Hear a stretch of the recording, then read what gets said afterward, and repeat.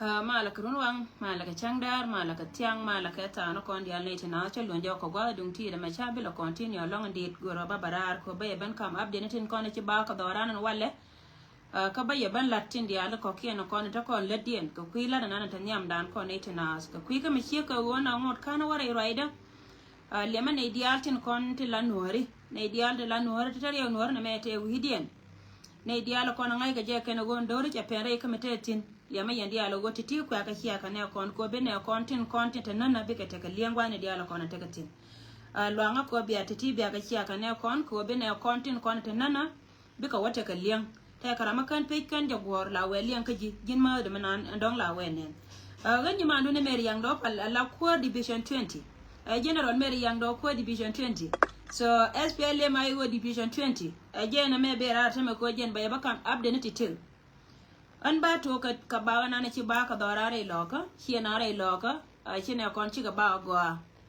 ba na ko podcast ka te kon to re dor ka ko ba county ta ma ko kor charo de lung ke gien re loka ra sha wo wi kier kor ja wi kier sha ba go wale la go ne gare nya le outin kon ti la moy ka mayo kuma sel bakir ma yadi wo wi aka wi atara kore aka ci kun kan ka le bena wale mite ka ben ko wo morta ne dong ka ben yo ka tiang ka jen peron wanga me shi ka pek changdar ka yene ko ta kafirka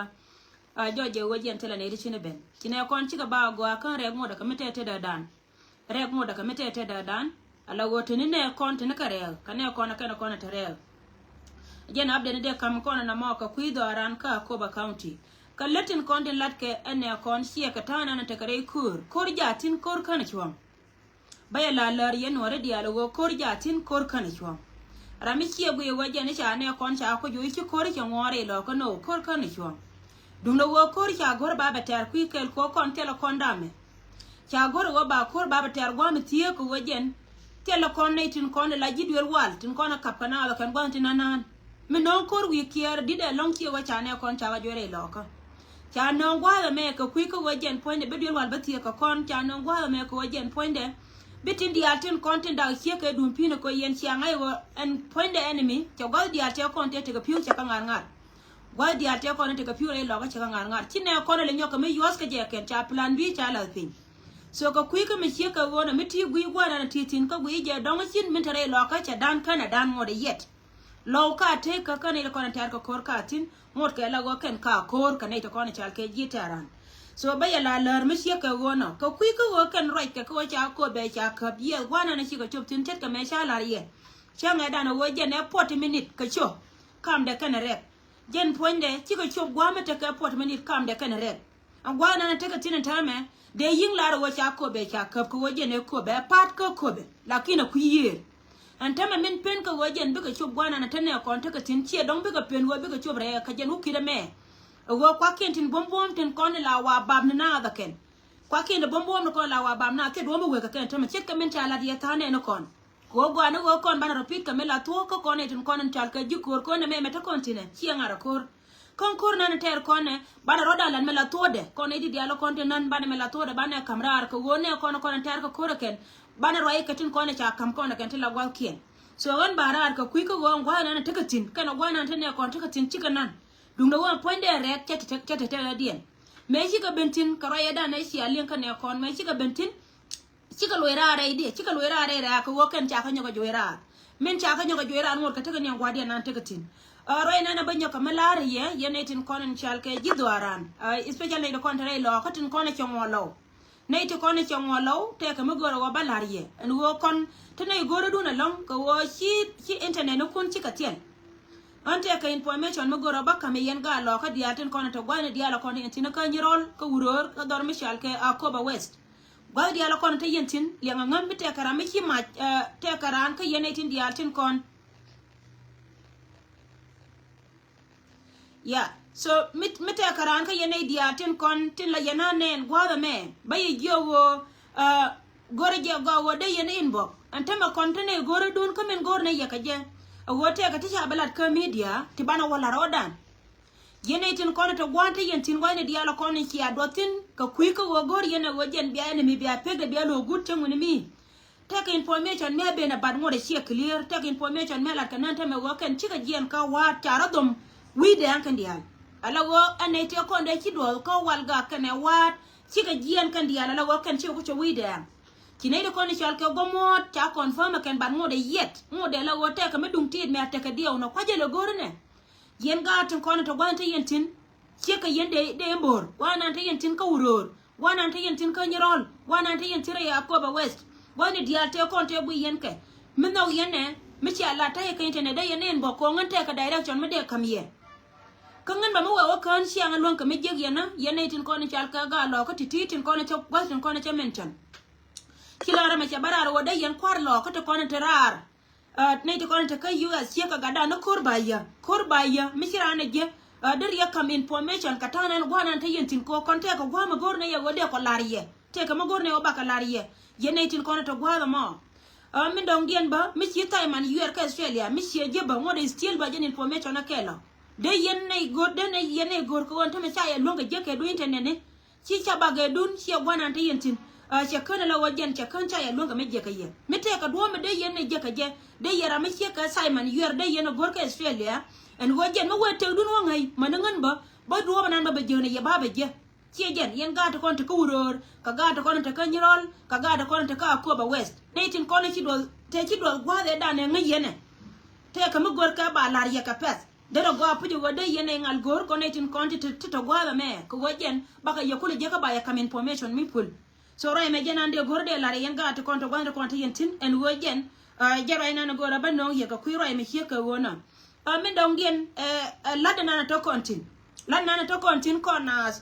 tin kono le kon ka chetin kono ba ne kon jako bi ka bom ka ba letin kono gor kon loy dane wo ba le ka kon ka kuidoran wo ba ga la bi ka ben ka kon bika ben ko kono di wajin te ka rin mo ga ma chala manana don ma chal ke wo kon che wen nuor ma be ka je be ni wajen ponde mi che wo we ka duor la we duor ka bom da keliu ko yo mi ki duor wo te ka mi dum tin mi ro da wo nyong tin che wen nuor la chwa lo job lo de chwa to ba lo de chwa wo kana ma ala kono lo dan che wo ko wo mi nana nyin ka kono chi kon nyin ka tu duel kel chi ka me la be ka te me ku me jinu ma so dan bara wol to duel kel be jika be kana be nyin ka jitu duel kel tele to duel kel me de nyin ka dor la wo ba kan che bo lakin dur me la mo iran ka nyon arame nyon arame la duor ka ba kan che chu ba jara me nyon na ma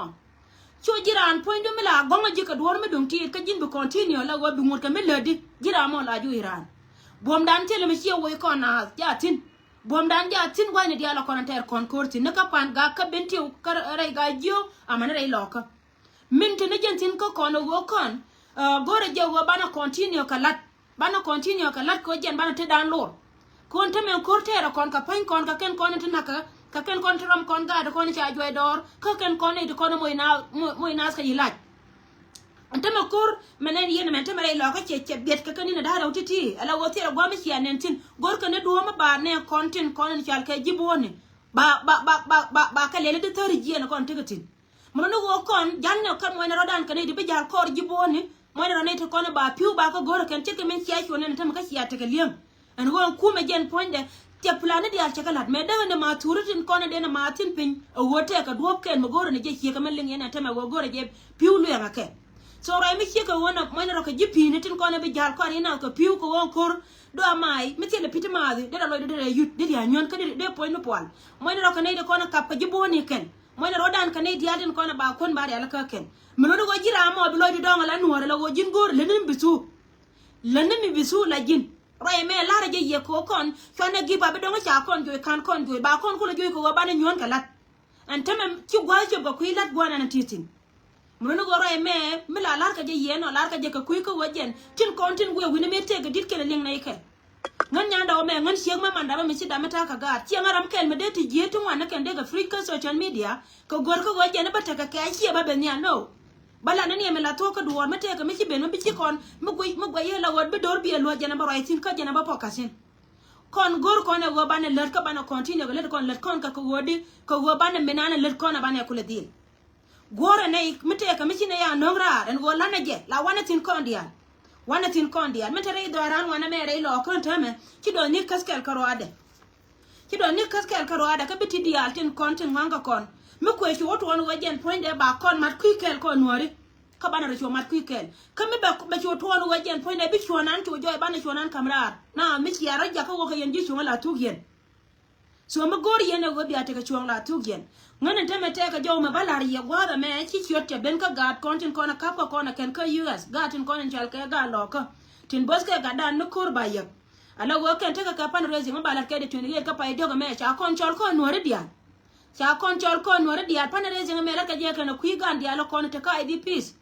ga dia lo kona cha joy dor ka ko bon teme tin te dor mi chal ke tin ci rol bun ci ka boda dan ka bon ka gada to tane den kane te konte cha tanken cha kana ngala jidwel wal ka tinu gwada mo gor ka duoma bawo gor ka wal yene dial konen biya ngali ngatame ka gor ka jaba won pay dab dial te konte chujba ngode choy den lo da rode gor ka jaba wode ne ti ko kienten konte che ka jisi ka dan den kol gor de wo burgad ko riu den dial ka tar gien chiro me che ben kana konen go gor ka je wo balar ye biya ka jen point de biya pan raising me ma ba la da ko chanka jandara woda badak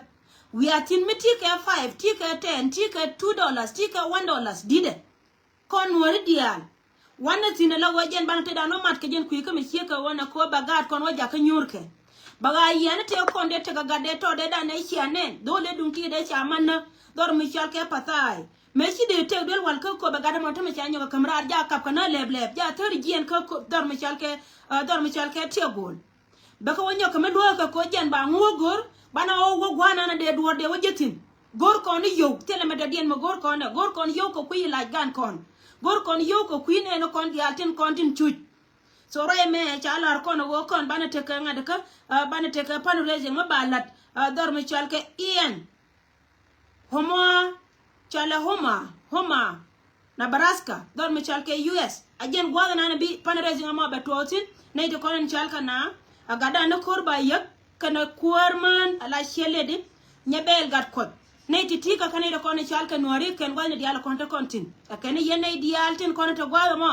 biya ben ko biya pana na jinga mo biya ten ko wojen bana gat kon bana ka ben wo gor gwa me nyor ka tin ka bana gatin kon cha joyra del wal bana ka wo moy ka wal so ray mo cha alar kon ken ne ti kon lat ka lada ken to kon ga dan chi damandan ni nyon galwa aram kel kon ne ta to me lo go me jira mo ngi nyon galwa ka US mi wuje waje bi message du der ya kam je kare da chop gwa da mo ko ne tin dialo kon tin non ci te ka USA lo wo aram kel na mo kan ne kon ba lada me ba lada ken ta kon ga gadan kula deputy chairman gadan no kurlam die aram kelba kane de kon lat kala de me kane ti tim nga yika kan pankien ci ko ciot ci cha kon tola kan kon wore dia la kon te ka UK kon wore dia la kon te ka Europe kon wore dia la ka Australia kon wore dia la kon te dor mi chal ka Canada kon ne dia la kon te to wani dia la to kon tina mana Africa ba mi jira me lor gwana na titin pana rezi ngama balat ke chenga janara wuda badak re dwaran ko kui ko wono ko wojen bana wotin ka bante dan bana wa matke so ray me janan de gor de lar kon ko kui la dan let kon ko bana ne kon bana ka support ko ray lo ko banyo ko luji jira magu inga magwa gu inga tino lar ne jimela tode che jo chenga dan wote te bala na kan tama ka pin kadi ndi ala kon balat ka pin te ka tun want to go ti charo de lat kan ne kon mununu wojen ba joyen wojen pankien an enemy wa be chwa tintino che be joyen wojen be gat kon be ka liu che be joyen wo be gat kon be ka liu dung no wa cha be lar je ye longan wo ngumi china si ka pe tin ko wonta ma rai ka media ajana no kwala wa user ken kanaitin kon chal ke jiteran so ray me jana no goro ba lar kon wonne kon wo kan gore loka kan lar ka ma leken kine ray ka ga jen pe ro me ka tin malke so ray ma jana de goro de nyoga kam kon kan information tin kon bana la rodan men dong dien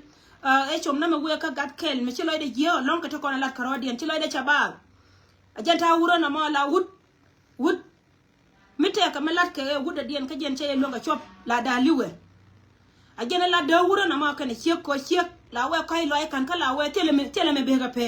lakin wula nganya da na nganya na gadan kel daman da la kona chole lual che jine na la wajin gar yel cingen misi yana na chila de misi me very powerful misi na ideal tin kon chal kai chi mo ri ko lo cha ko lin chenga nya na cha le go lakin te ka tigoro wa ba wala ji ko jin tin na te tigoro ba wala ji yo na ka WhatsApp da ko jin WhatsApp da te ka ji bad WhatsApp da me cha ak ala waje na barada na ce chen ka je ngi je ja tin bi waje gwa na ngore bingo yin bok te me gora ba wala ji la te konti la de ka gwel ka ngai lakin jin don lose hope shejen mulunu wote ka te ka ni lingna that's why ci chot ka stage dan te ka te ka ni ling ti gora wa ba wace ko ji bomne tet kon ne tin kon chal ka ga lo ka re dwaran ka wo me lat ka chema no kon kan fela ken kan kon fela ga lo ka to kon tar ka kora ken tele machine to ore dwaran ngode yet go kon bay yo go ngode yet go kon go na jena longa men cha kana ken che cha na ken ka kuite ka dien ken ku ko be dwaran ba free te dara men an len mi je te ka planet ko kende chana belad ka media lakin mi wi ko wonang na che bi ko gui ka do be dien biliu mi wi je wo kuyi men an latke lakin gore je go wo ranne pin ko ne de ko ne chal ke gatchim ranne pin kon gado ko ne chal ke gatchim ko bana rodan chulan me la to me la roda bana chungai ka bana chema na ko nan ko kon bana ka kula bate so ray ma janande gore de larji gar yer shinen ci loy de ci jall loy de ci baal ma ngan manana ne ana ji ko gun me ci roy ci lag yen changen changay wo gin min paari wo ci te gwada mo lakin gore wo te ma wo larji yonu ngaka na ma e chuma wo ka ji lwal tu chiera manana lot ka peer tv are dar me chal ke ka Europe so jana nande gorna ma min dong dien ka yene de kono la yen video ne nen kono loy ke video ne la sia kana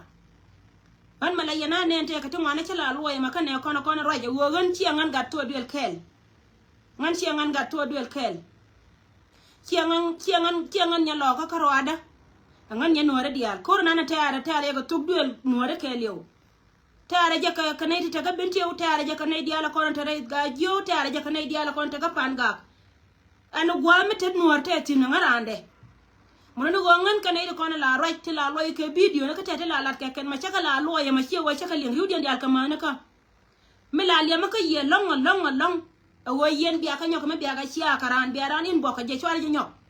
la je yeri de mane chian ko go je no mi cha kam jiran la lebje wala right ka tinga ne tin dial ko on right la liam ka me pala ke chaka la loye wala jira je wote le ko concern tin diala ko na lat keken te mi cha ku ni je linga te gor baro de explain che je gor wa ba explain kara mi che ka jara mana lo yiri te kon ko wo min to kontina lia ci doran ja pen list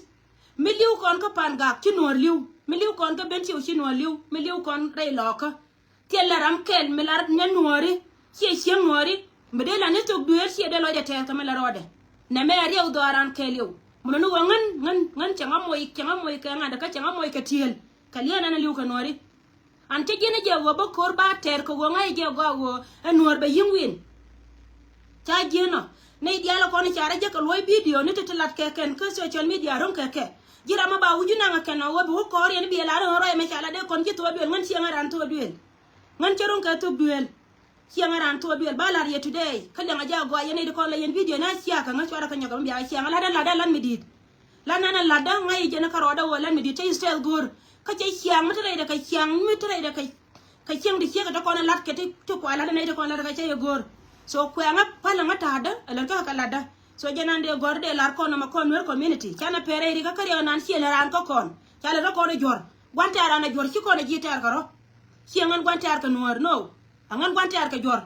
an wang da guye ni jor mite mi jema na ray doran la ko ne jor janana la dana ma ka jende gor kon ta kon ka par raising ma bana la ray doran don michal ke kan Nebraska ajen gwana na bi pan raising ma be to tin ta kon dial chon mi jinor gwana titin mani 5 du kor ne ta to wok pan raising ma amilat ke kui IDPs tin kon cha display ray doran ray lo ka ti wore ka boda bunya ta kontin men dong dien pan raising la da gwa me pan raising la da gwa me kan ta ko lat ka garta ke different kon ta roda kina roda da ala ngan gwan kwan balar ye today ngan mi chiang an ta barar gor ni mo wa chungring an chunga dak chang ba ji chula ngai ne wa me nya ndo me da ne tele me chituo kan mai barara ba jo mo ka mi chama ala ngan ronga gwa me tati no kona ja ti ronga gwa na nyora tin gwa ka ngaronga tele mo gora me langan lakin ba ji chula chiang ka kui ko gor ja ba pon chung ko pon mo wa chung aba chung pon mo ajen bi mi tele lo ba kule bena mi tele lo ba ben mi tele me wa chung no pon wa na tane kon takatin mo wa hotel mo ba chung no pon chimen gori ba la chablong lena ne kon te pen an bi chul ka je ko wojin ronga ka lena de so la na la de la pan raising na kona gare chine ro da ngan gwan kwan la barar ko gor no kon nei te kon ka jiboni kana paida tin gor ka kul lenga ngagwa yen wore de ngagwa so pan raising dan dia tin wa ti tin na ne ngatina ala nei tin kon de shwara jo kana me tin kon shinyin kun ci ga ben nei de kon shinyin kun ci ga ben te be shwara jo kana me cher yel tin long jo ga me cher yel tin long ni shanga da na kimi lat kan ta me ne kon ke pen tin nei la busy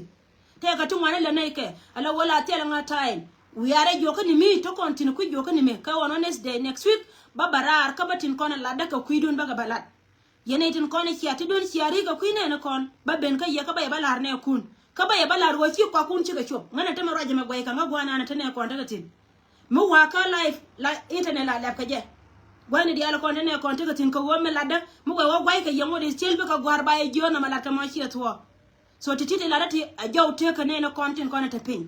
ajana na gora balar kon na ma baro da ku garar ka ken information na kama kon wore do aran cha ba gwa ka ko ba town en tam right to dan tinene kon ta tin tet ka me hialem ti an ka dung din media jan to de ajan to de ke liwo me cha lar ye dung din media munani wajan ajan min la rode min la lar ka je ken kana ko ba tv cha dor mi chal ke ko be cha ba ka ala ko ba town cha ba ka wa ngai ka je gwa gwana na ci ka wutin ci gwa ko be cha la dar che gol ka ye ramangai ko be ke liwo te ka ye cha de mai lon ka dier te ka kir cha ja lon ka dier ka gwa mi dung ti la na nga wukit kan gwa ba diri jama ka wukit ko bi ko shoko ga ko be town kana ide ko ni chal ke ji kume ci ne sal pakir ma yadi be wukit be na an wana ma wajana la jo ka ye gwa wajen point ci ko bi shop ko be ka yera nan ko me lat ke ken joje wajen point chicken ko bi shop dung no wo cha gar nya le mo ke de ka cho ande gar nya le cha gar be le nyan de gar nya le cha gar kon ka kuma ai go cha ga nyan bika baka la wo mo ko berei ba ka jojo bika berei ba ka jojo so jen ta nan tin lakini ide ko na ci jere doaran ka ga cha ga kon ka don kon cha ka woy shika wara do arol bun ce shika waka bo da dan ka ban ku yer shika wan yortin mun ne go ma wata ka mu wala la go gore ja ba kana don ba ko bo karenya mu wa ko bo karenya bi shwa wa ke je na makana bon mu go mi shika me ka ko la kabur bi ce be wonyo ka lani bi ga ke de na makana bon so kan woni cordial amani kuma SPL ayo jare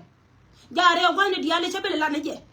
ajeno kule shirka ngaka naitin ko kiente ko nde cha ban che ko ne chiga do tin ko kui ko wajen biken enemy ba lo je jawo yene te ko te chang tin ko te winimi jale chang la wa jale ter je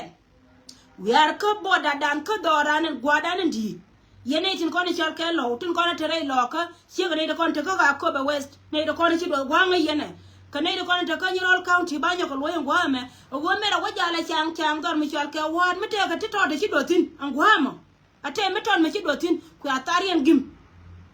ka biya ne cho gor mu wi wakan chinga je gor ta man yer gor dar me chal ke Australia mi wa kan chinga janga nyando gor sai man yer kama wa kan ti sai man je gor ga dan no kor ba ya ka US kana ti mi wi ka waje ba nga je ken take information mo gore o ba kam ye yene ko ta tori ji en gwan ya ko ta yentin kata ko ta ka wa ta lar go kan ci ka wa ci ga ji en ta ramar ku me mi ta tori ja ban ka wa da ta ya ban ka wa to yene ko ta gwana ta bi nyana ken ko ka mar ku kel ko bi ko ro ko nyat ara ko nyar ka chorwan so ti kan ko na balar kon ka ko mala ko te kel ka yene tina baro da ko garar ko te kel ka ya gwan ya ko ne na tin mo de stin mo te mo barar ba lu njaw ka ye awana je na ma bana le je na wala bai for now